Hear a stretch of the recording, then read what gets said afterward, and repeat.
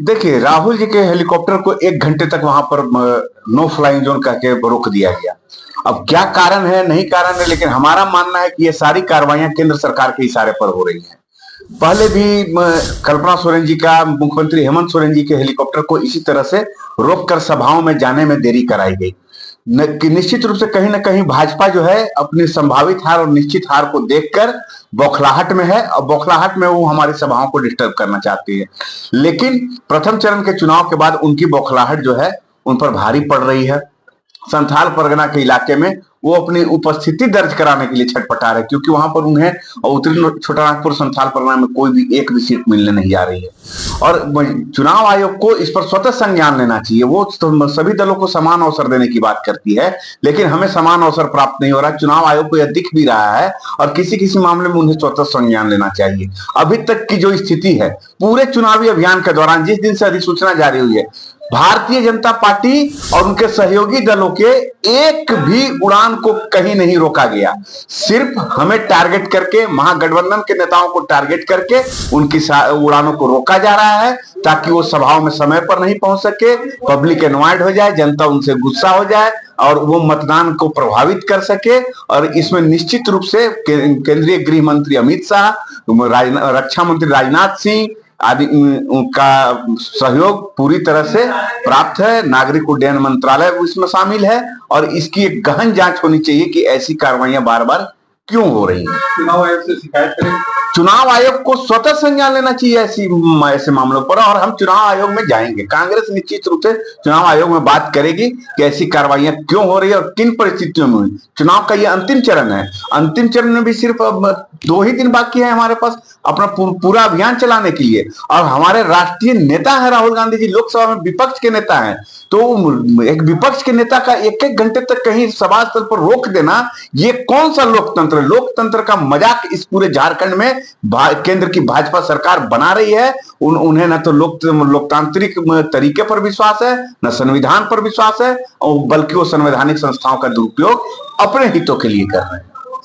जिस तरह से लगातार स्टार प्रचारक जो बीजेपी के आते हैं तो महागठबंधन के चुनाव प्रचार को रोक दिया जाता है, इसको लेकर लगातार आप लोग पहले भी शिकायत की है, लेकिन कुछ दिखता नहीं है चुनाव आयोग के द्वारा कार्रवाई। चुनाव आयोग निश्चित रूप से, हम शुरू से ही कहते जा रहे हैं कि चुनाव आयोग पूरी तरह से निष्पक्ष होकर काम नहीं कर रहा है।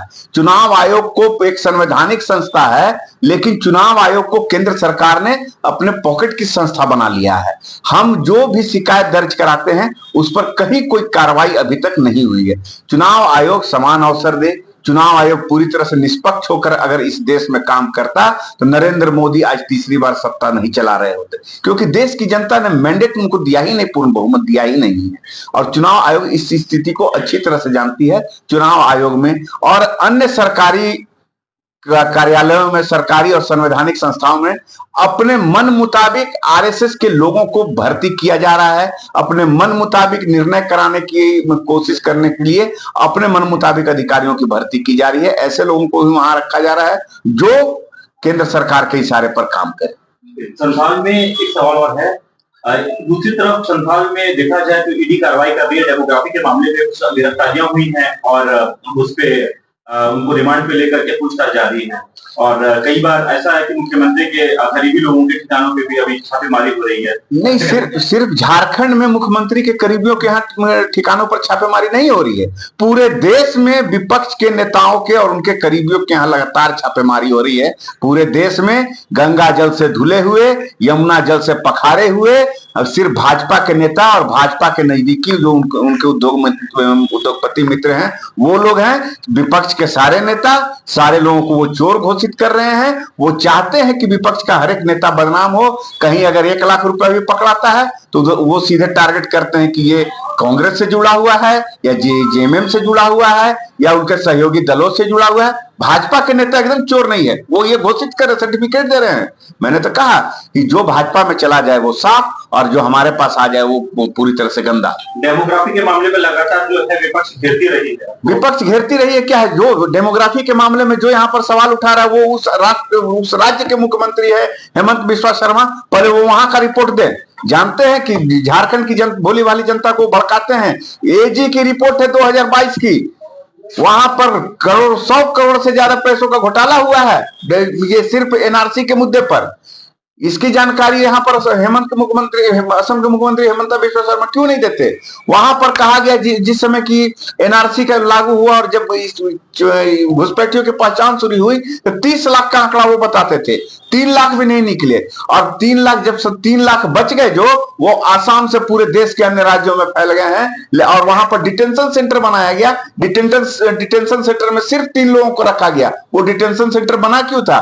जिनके पास अपना पहचान पत्र नहीं था, जो घुसपैठ के रूप में चिन्हित किए गए थे, उनको वहां पर रखकर और उनके बारे में पूरी छानबीन करने के लिए डिटेंशन सेंटर बनाया गया था। लेकिन डिटेंशन सेंटर में ऐसे लोगों को नहीं रहने दिया गया, बल्कि आसाम ने अपना दामन साफ करने के लिए, आसाम के मुख्यमंत्री, भाजपा के मुख्यमंत्री ने अपना दामन साफ करने के लिए उन लोगों को पूरे देश के अन्य हिस्सों में फैल जाने का मौका दिया है। प्रथम चरण का चुनाव संपन्न हो गया, इंडिया गठबंधन को क्या लगता है कितनी सीट आ रही है? प्रथम चरण की बौखलाहट ही बौखलाहट में ही भाजपा ये दूसरे चरण में ये काम कर रही है कि हेलीकॉप्टर रोक रही है। इंडिया गठबंधन 30 से 35 सीटों के पर लगभग हम जीत दर्ज करने जा रहे हैं जब, और उसी बौखलाहट में संथाल और उत्तरी छोटानागपुर में इनका सुपड़ा साफ होने वाला है। रोका गया है, इससे असर पड़ेगा उन सीटों पर जहां पर राहुल गांधी का कोई असर नहीं पड़ने वाला है। हाँ, ये जरूर है कि थोड़ा सा चुनावी शेड्यूल में थोड़ा देर होता है और जो लोग इंतजार कर रहे होते, राहुल जी का कार्यक्रम था बोकारो से बेरमो बाई रोड जाने का, 45 किलोमीटर का एरिया है। हजारों हजार की संख्या में युवा जो हैं वो अपने बाइक के साथ, 4 पहिया वाहनों के साथ जनता सड़कों के किनारे खड़ी थी 45 किलोमीटर दूर तक। उनके इस प्रोग्राम में तब्दीली करके और तब्दीली करवाना पड़ा इस लेट के चलते। तो परिणाम पर तो कोई असर, हमारे परिणाम पर असर नहीं पड़ना है, लेकिन उनके परिणाम पर जरूर असर पड़ेगा। अगर उनको पहले 25% वोट आते कुल जो जितना मतदान होता, तब उनको 10% वोट आएंगे। ये भाजपा समझ ले अच्छी तरह से। राहुल गांधी का हेलीकॉप्टर नहीं उड़ पाया है, चुनावी दूसरे फेज में दौरा था, कैसे देखते हैं इसको? ये तकनीकी कारण होगा, कानूनी दांवपेच होगा, लेकिन उससे बड़ा कारण है कि झारखंड में कांग्रेस सुपर फ्लॉप हो चुकी है और राहुल गांधी पूरे देश में सुपर फ्लॉप हो चुके हैं। अब हेलीकॉप्टर लेट हो, समय पर उड़े, ये अलग विषय है, लेकिन कांग्रेस यहाँ पर पिछड़ चुकी है।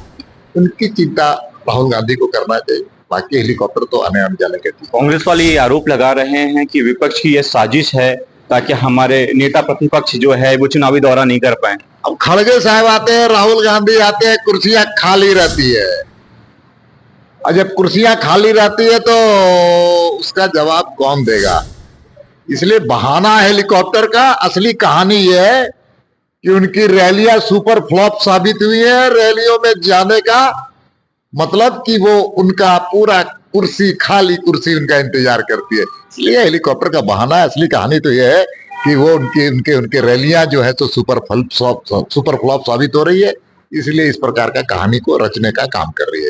कांग्रेस के लोग ये कह रहे हैं कि साफ तौर पे 18 सीटें हमारी बिल्कुल पुख्ता हैं संथाल की बात। अरे बैसाखी पर चलने वाली कांग्रेस, बूढ़ी कांग्रेस, बूढ़ा नेतृत्व अब इसी प्रकार की बातें कह करके अपने आप को झारखंड से मुक्त करे, यही झारखंड की जनता की चाहत है।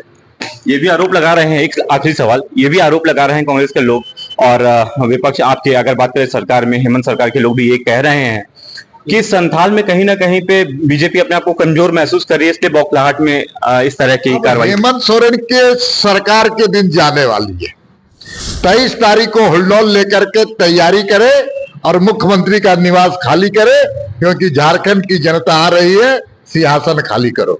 जी बिल्कुल, आप देख रहे हैं कि दीपक प्रकाश जी इस बात को स्पष्ट कर रहे हैं कि तकनीकी वजहों से हेलीकॉप्टर नहीं उड़ पाया है, लेकिन कांग्रेस वाले लगातार ये आरोप लगा रहे हैं कि ये जानबूझ करके बीजेपी की एक साजिश है ताकि चुनावी यात्रा जो है राहुल गांधी की वो रुक सके। लेकिन 1.25 घंटे के बाद ये अनुमति उनको एटीएस ने दी है कि उनका चॉपर जो है अब वो उड़ चुका है, अब वो बेरमो की तरफ प्रस्थान कर चुके हैं। बाकी खबरों के लिए आप देखते रहिए पृष्ठभूमि न्यूज में।